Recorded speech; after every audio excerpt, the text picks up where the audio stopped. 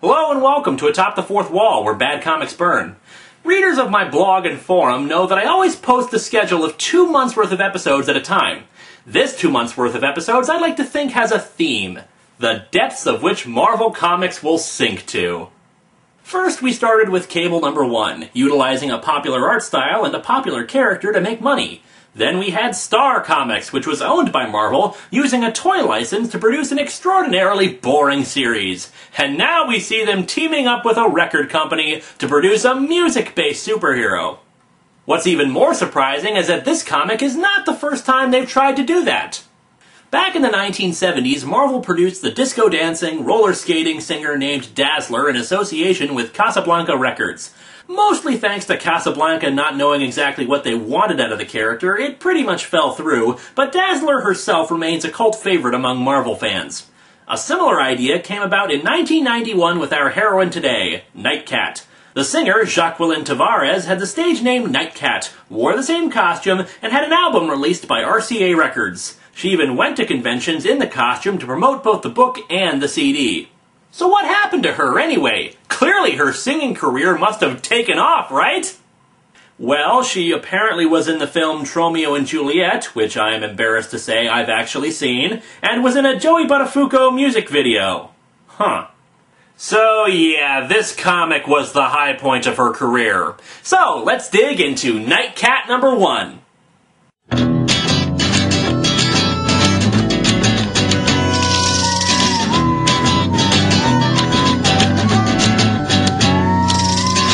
Welcome to Atop the Fourth Wall, where bad comics burn. Linkar's gonna teach you all a lesson you won't learn. Rusty, you're not the smartest. Life help, you're not an artist. Anyone who said a bad comic published, it can be your turn. Linkara, he's the man, but where's the birdie hat? Linkara, he has a magic gun. Where he purchased that? Linkara, coins, robots, Amazon, and trucks. Linkara, this comic sucks. Linkara.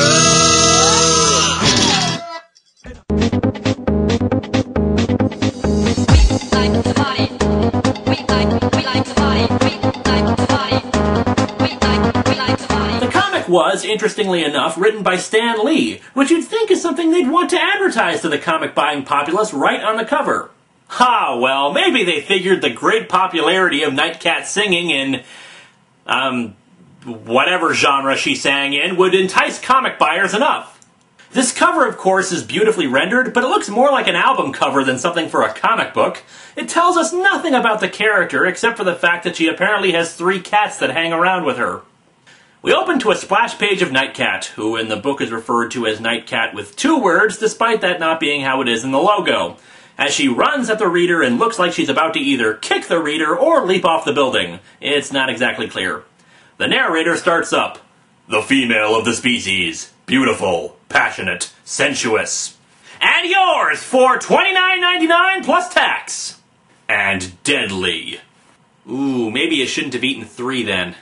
We cut from that vague narration to 10 years ago. A little girl is reading comics in her bed as her policeman father enters the room. I told you to put those comics away and go to sleep, kitten.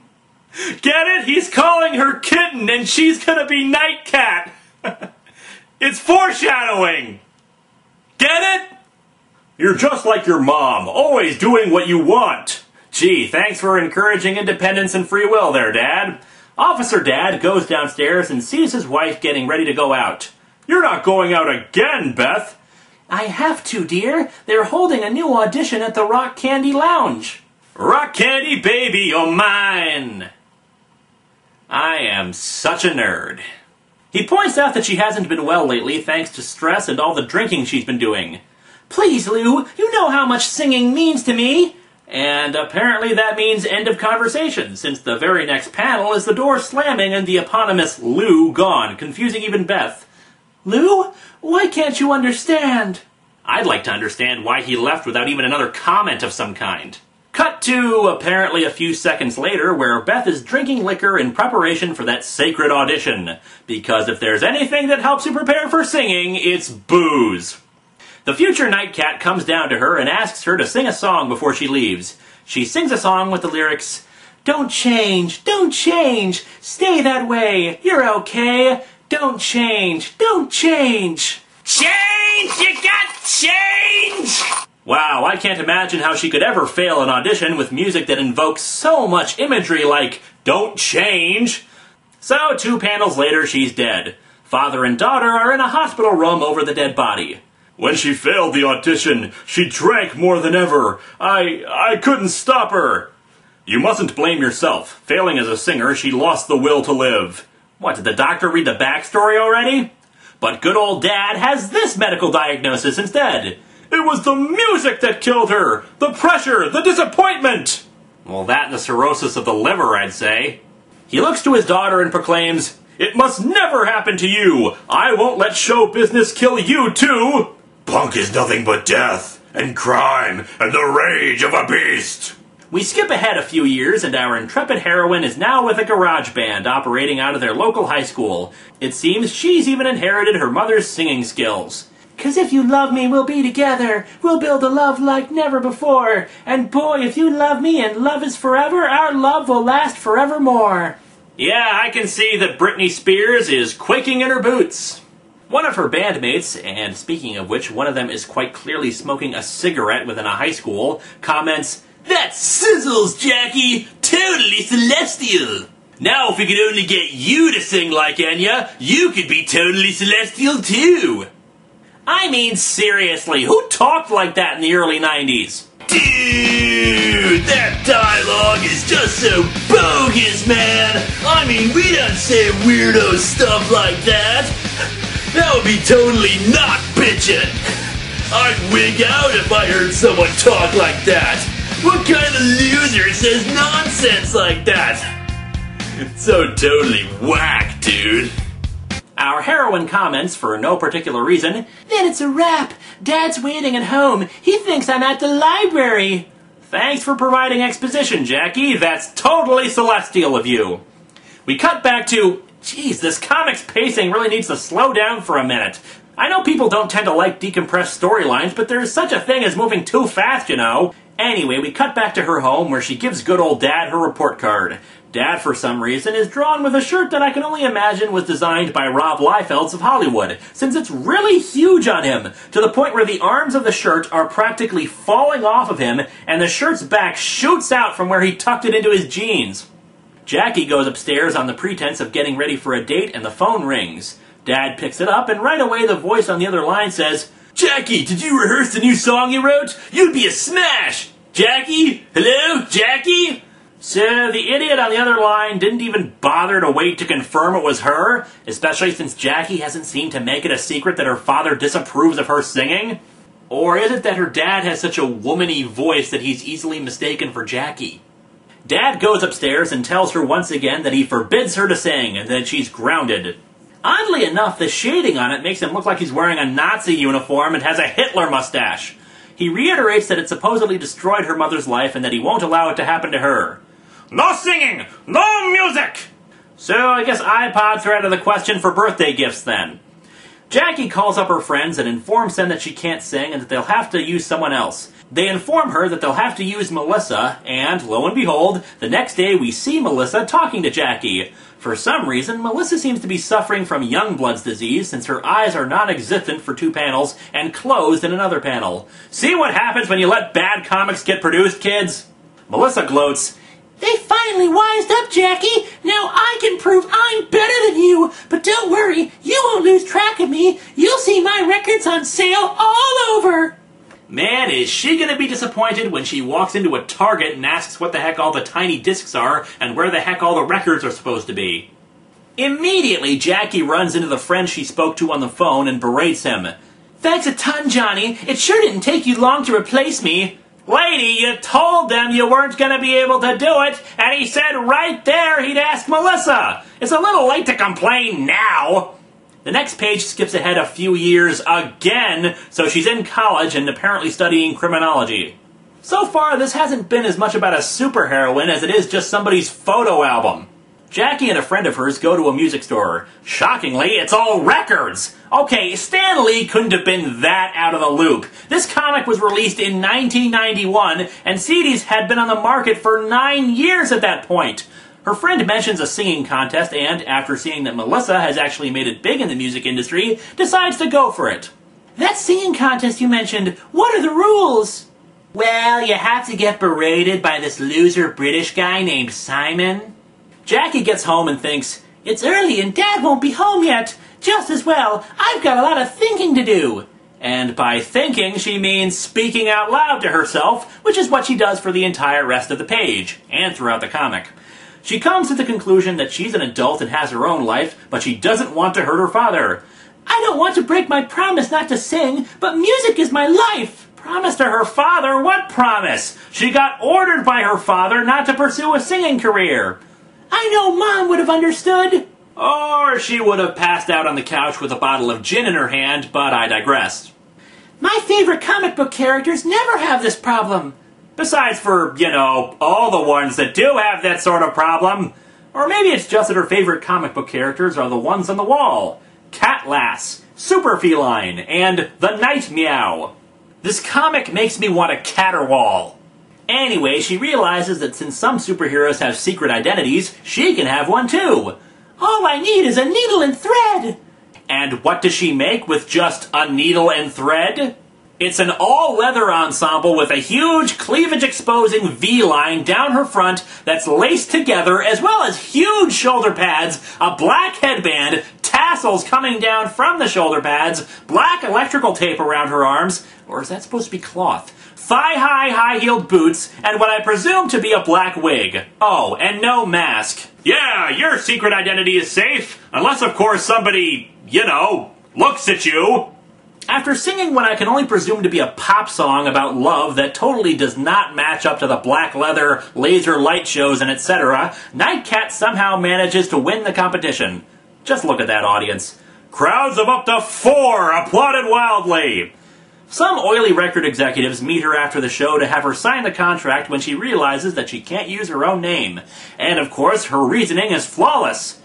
Dad always calls me Kitten, and my costume is dark. Dark as night! Not exactly, I must spread terror in the hearts of criminals, so I will become a bat, is it? The oily executive loves her suggestion of Nightcat, saying, we'll bill you as a singing superheroine. With your voice and our promos, you'll be a sensation. Or, it could just be a stage name like Sting. Our narrator informs us, the Nightcat becomes the singing sensation of the nation. We're reassured of that with a montage of her showing up on the cover of Rolling Stone, Time, and on MTV. Remember when MTV actually talked about music? Her agent assures her, you're a natural, Jacqueline. You've got beauty, talent, warmth. And you have exposed cleavage that everyone can stare at instead of listening to your awful singing. Jackie goes home thinking about how she feels bad that she has to keep secrets from her father. When she comes in, her father informs her he's going deep undercover. Top secret cops and robbers stuff. Gee willikers, I hope he can stop those naughty people hepped up on the drugs, boy howdy. It also turns out that her dad's never even heard of Nightcat, so I guess it doesn't really matter that she tries to conceal her identity. Jackie realizes that it's getting to be too risky and that she needs to get a place of her own. Probably a good idea since you're like 26 from the looks of you. Also, a note on the artwork. Apparently someone was having fun with their Photoshop airbrush, since every other time we see her, she's got pink blushing on her, even in places that really shouldn't have any blushing, like her lower arm or her cleavage. Now we cut to where she buys her own building, apparently! The hell? Slow down, Stan! Where the hell did she get all the money for this? Folks, we're only on page 12 here. She talks to her agent about it, who tells her they'll install a recording studio in it. Why do I have this sudden feeling of danger ahead? I get this way when I sense danger. The next day, Jackie is at the recording studio. She spots a rather grim-looking man walking down a hallway, and he has quite the noticeable scar down his face. She realizes that she's seen him before from his picture in the paper, and follows him, realizing he was a criminal and a drug bust. She waits until the guy goes to make a long-distance call from a payphone and decides that she has to see what's inside of his metal briefcase. Somehow she reasons that the call will take him a while to make and goes into a nearby office and opens it up, revealing that it's filled with packets of cocaine. This whole studio must be a headquarters for drug pushers. That's quite a leap. Yeah, I know plenty of musicians are drug addicts, but why would the studio be pushing it? Seems to me that's kind of counterproductive to making music. But it can't be! This building is owned by Amanda Gideon, the famous millionairess! And there's your stilted forced exposition dialogue for the day, folks. All of a sudden, a metallic hand grabs her neck from behind and lifts her into the air. It turns out to be a huge bald black guy who proclaims, "You're a snoop! Miss Gideon don't like snoops!" Finally, someone else who doesn't like Snoop Dogg! The scarred guy comes in and bald black guy with metal hands scolds him for almost losing the drugs. Somehow during this, Nightcat fell unconscious and they carry her out back to a truck.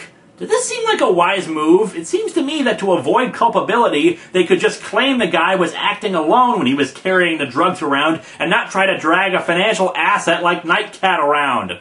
Going across town, the narration caption tells us about Miss Amanda Gideon.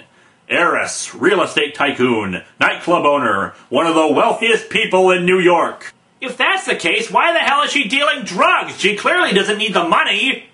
We cut to Miss Gideon's laboratory, where she's accompanied by a mad scientist. She asks, "Is the subject ready for his injection, Dr. Ecstasy?"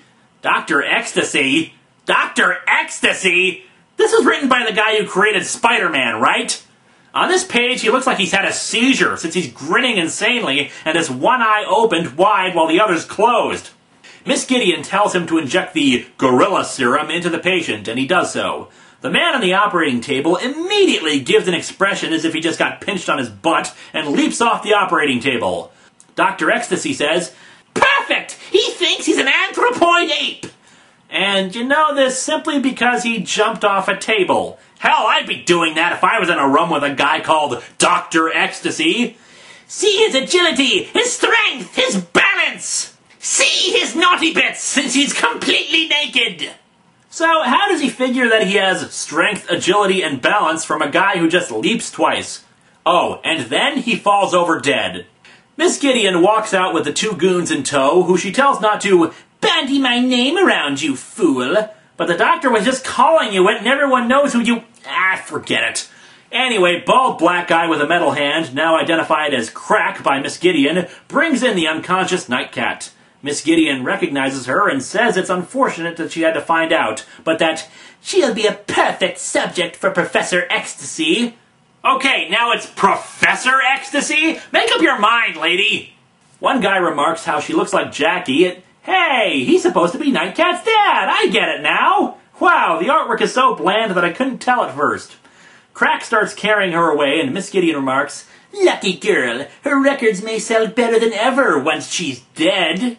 Or, you know, don't kill her so she can produce more than one record. Dr. Ecstasy straps Nightcat to his operating table and decides to provide some exposition about his magical serums. "I'm creating a new designer drug, you see. It gives the user the same traits as the donor animal." He explains this while he draws some blood from a cat and then extracts some more chemicals using the same syringe. He puts them in a beaker that has a skull and crossbones on it. Subtle. You know, I don't think this guy's a registered HMO. He then injects Nightcat with all of this. The dad thinks about how he can't leave Nightcat alone in the lab with Dr. Ecstasy and runs to the lab with his gun. Just as he starts to read him his Miranda rights, the good Dr. Ecstasy interrupts with a monologue that would have made me shoot him 4 times, but then again, I'm not a policeman. My, a noble minion of the law is in our midst! Bang, bang, bang, bang, bang, bang, bang! Bang! See? Easy. Surely you wouldn't interrupt a surgeon in the middle of a delicate operation, especially when that operation will be on you!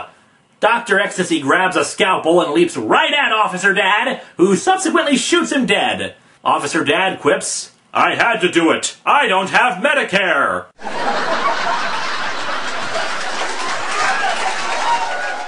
Yeah, I'm sure the Board of Inquiry will love that one.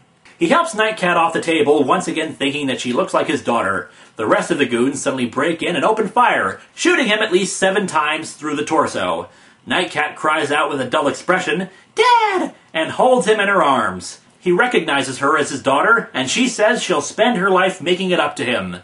Miss Gideon rolls her eyes and comments, "That female is beginning to bore me." You're not the only one. She orders the goons to kill her, but with Churchillian determination, Nightcat's nails suddenly spring out red claws and... Wait, what the hell? Yes, they even make a snick sound, as if this was freaking Wolverine we were talking about. The narrator goes into full swing here. "And what had been a mere showbiz name is now for real. No longer is Jacqueline Tavares a frail and vulnerable female. On behalf of women everywhere, thanks, Stan. Thanks a whole bunch." The injection of Dr. Ecstasy has finally been successful, and a snarling, hissing, clawing Nightcat strikes with the speed of a cougar. Or the speed of a common house cat, since that's where the serum came from. Let's not forget some useful fight dialogue from the goons. "She fights like she's got 9 lives!" "Stop her! She can't decide whether you should live or die. Oh, you'll probably go to heaven. Please don't hang your head and cry. No wonder why my heart feels dead inside." Oh, sorry. I thought we were in a musical now since, all the music in the comic. "Wrong! The Nightcat can!" Can what? For all she knows, he was going to say, "She can't sing!" Anyway, to make a long story short, too late, Nightcat beats up all the goons as Miss Gideon and Crack walk away to a nearby helicopter. While Nightcat's simply amazed at her newfound abilities, Miss Gideon is unconcerned about losing her goon squad. "She's saving me the expense of having to pay those bumblers." Way to look on the bright side, lady. Nightcat tries to grab hold of the helicopter as it takes off, but it's too far out of reach. Suddenly remembering that her father had been shot repeatedly, she runs back to him. And so, Nightcat and her father have a tearful goodbye. Actually, no tears seem to be shed on either side, and both have their eyes closed throughout the whole thing, as he dies. "I never wanted to disobey you, Dad! I love you, Dad!" "Hush, kitten, I understand. You mustn't cry. You had to follow your heart." "You got over half a dozen bullets in your chest. You should be gargling blood at this point." The police soon arrive, and in only one line of throwaway dialogue do they wonder what the officer's daughter was doing there, or how she knows that Miss Gideon is behind the drug ring. Jackie adopts the cat from the lab, naming it Midnight, while the police tell her not to worry and that they'll handle things. Later, they call her and say they've closed the case, since there's only evidence against the deceased Dr. Ecstasy and not Miss Gideon. Fingerprints, anyone? Stanley apparently decided to take a creative writing class, since at the funeral we get this skillful narration. "The sky was bleak and overcast, the air damp, the chill wind sharp and stinging. A good cop had died. Nature herself seemed to be mourning." I take it that the night was also dark and stormy. After the funeral, which lasted all of 2 panels, Jackie goes back to her dad's home and speaks to herself. "I'll move everything into my own apartment now. There's nothing to keep me here anymore. How carefree I was when we took this photo. Who could have guessed how it would all end up?" Are we in a Shakespeare play now? Quit the soliloquy. "But why am I being so morbid?" Because your dad died? This isn't the end. It's a new beginning. I'll have the career Mom always wished for. In your face, Mom! Somewhere, somehow, I know she'll be pleased. And Dad went out a hero, just as he would have wanted. I think he would have wanted to live and catch the criminals, actually. And thus follows a brief montage of Jackie preparing herself to be a crime fighter. Since this is really dull, enjoy this 80s montage music.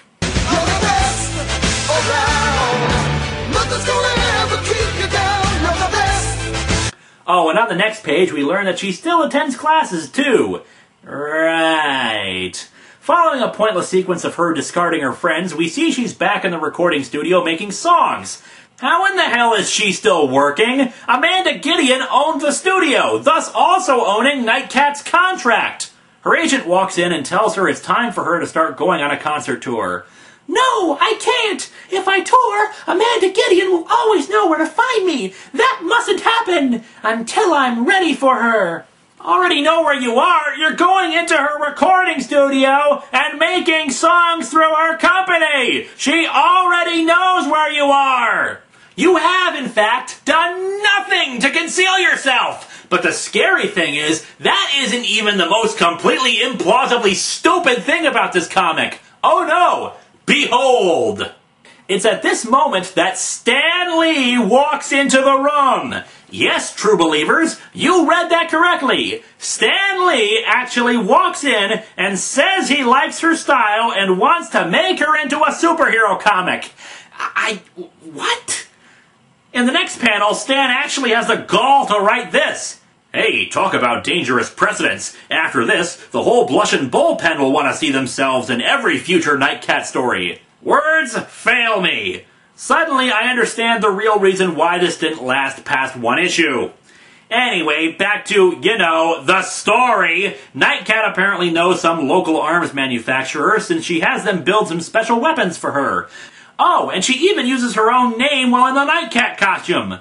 I created these weapons as you requested, Miss Tavares, but I don't know why. The reasons are my own, she responds. Yeah, nobody will be suspicious about any of this. Back at her apartment, Nightcat grumpily states, I've got the most sophisticated computers money can buy, and I've fed them everything I know about Amanda Gideon's operations, but I still can't get a handle on what she's doing, or where she's doing it.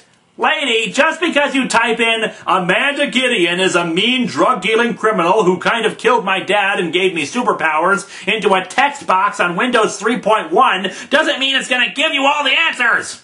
Could be I'm trying too hard. Or you're not trying at all and expecting some computer to just work things out for you. She turns on the TV, giving us some poor exposition.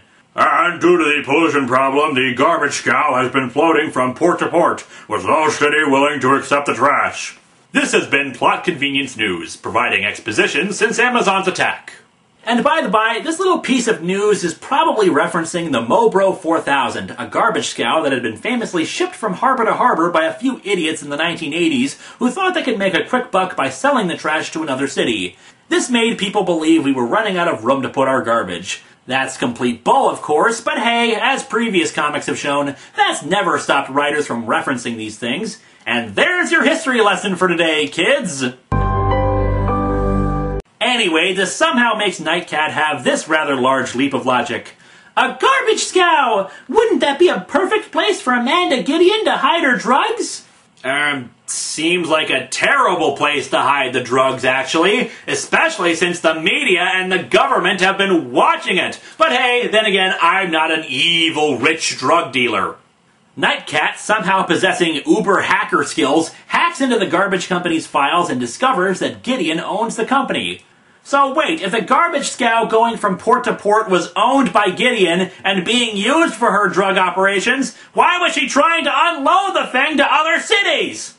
Nightcat arrives at the port and spots a group of goons loading drugs onto a truck. One of them opens fire on her, but apparently the powers of a house cat allows her to spin her weapon around really fast and deflect bullets with her staff.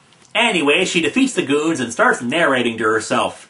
Claws, night vision, feline agility, heart.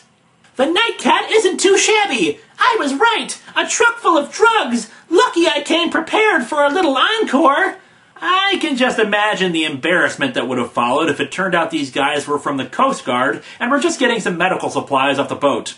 But instead of turning them into the police, Nightcat decides to just load the truck full of drugs up with explosives and send it careening off the dock and into the garbage scow, blowing them both up.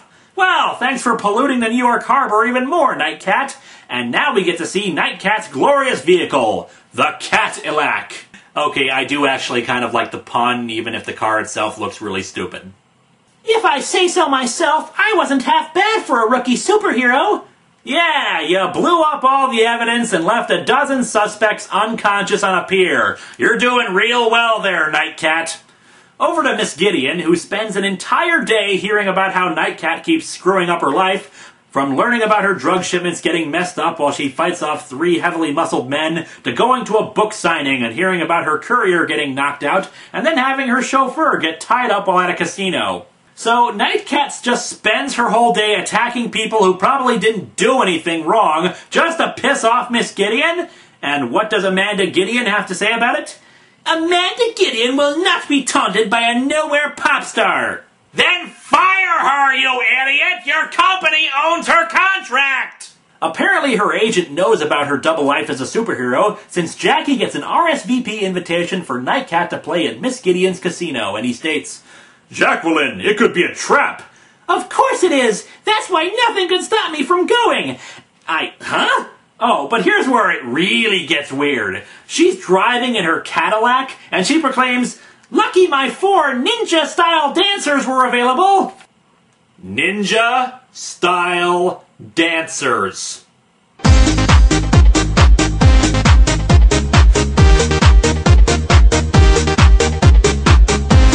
Wow. Over at the stage, said ninja-style dancers have been roped up by real ninjas. Yes, they're all wearing the same black outfits and masks that cover up everything but their eyes, and they say proudly, "It was thoughtful of Nightcat to send you to us, but we felt that real ninjas would make the act more authentic."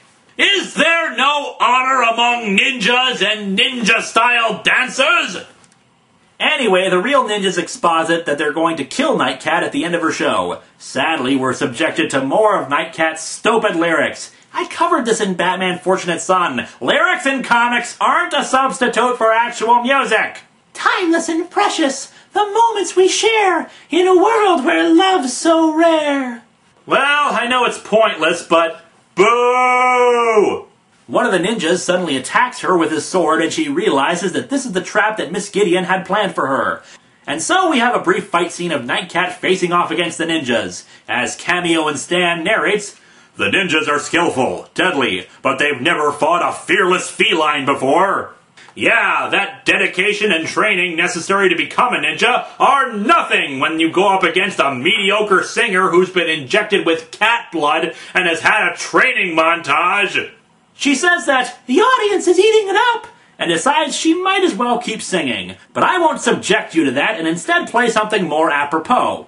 Ninja, ninja, rap, ninja, ninja, rap, ninja, ninja, rap, go, go, go, go, go ninja, go ninja, go, go ninja, go ninja, go. So she beats them and returns to her dressing room where Crack is waiting for her. There's a brief exchange of banter about how Miss Gideon wants her eliminated and blah blah blah. You know, I'd pay good money for a comic about some ninja-style dancers at this moment. The fight scene is boring and nonsensical, so I'll skip it. In the hallway outside, she leaps over more goons towards an elevator. What's confusing about this is that the door was clearly closed when she leapt over them, but then the next panel shows the door closing again. We had both an editor and an assistant editor on this book, and nobody caught this? The goons warn the people on the top floor that she's on her way up, but when the elevator doors open, all that's in the elevator car is a gas bomb. Cutting to the next panel, we discover Nightcat has somehow gotten outside and is scaling the building with just her claws. She thinks to herself, "My new cat's instinct warns me of danger on the roof." Okay, so not only do we get a blatant recycling of Spider-Man's wall crawling, but his spider sense too? Look, Stan, you're not a one-note writer, so stop rehashing your successes. Nightcat reaches the roof where Miss Gideon is waiting for her, proclaiming that she'll finally be rid of her forever. Nightcat replies, "I don't know, for a modern happening chick, you sure sound like a dork." Oh, I get it. Stan's gone senile. He thinks he's in the 1960s writing Spider-Man. Gideon leaps at Nightcat, and I'll spare you the rant I could be making about the fact that Nightcat is fighting off this woman while wearing high heels, or that Gideon's basically fighting in her underwear. Gideon goes for the wound in Nightcat's leg from the fight with Crack, which has apparently stopped bleeding. It must be that relative healing power of a house cat or something. Nightcat manages to fight back, calling Gideon out on her drug dealing. Gideon balks in return. "Don't speak to me of scruples. Some of us are above any moral law." Nightcat calls back, "Wrong adjective, sweetie. You're further below than a belly-crawling slug." Boy, you really read her the riot act, Nightcat. Ouch. Nightcat then pulls out her flashlight and shines it irritatingly in her eyes. "Now, I'll blind her with my cat's eye light." Look, shut up! You're an embarrassment to singers, superheroes, and singing superheroes! And then she... Actually, I have no idea what the hell she does. It looks like she just head-butted Gideon by bringing her head down really fast, which somehow made Gideon turn upside down and tumble away from her. Gideon grabs onto Nightcat's hair, holding it for support as she goes over the edge. This also seems to reveal that this was her real hair the whole time. Gideon proclaims that she'll never let go, but Nightcat just cuts off the strand she's holding onto with her claws, sending her to her death. How heroic. And so our comic ends with, more singing. She dedicates the song to her mother and father and screeches, "Don't change! Don't change!" Boo! Bring on Dazzler! After the show, Nightcat walks out of the back of whatever CD bar she was singing at, where appropriately there's only one reporter and cameraman waiting for her. He asks, "The Gideon drug ring is smashed thanks to you. Any comment?" Nightcat responds, "Just one, to all the human jackals who prey on helpless, innocent victims. The cat has just begun to prowl." And there you have it, folks, the life and high point of America's hottest new singing sensation. Be sure to stay tuned for a very special episode of VH1's Behind the Music, where we learn how Nightcat's career tragically ended that very night, when she was arrested for several murders, as well as driving a Cadillac that didn't have any insurance.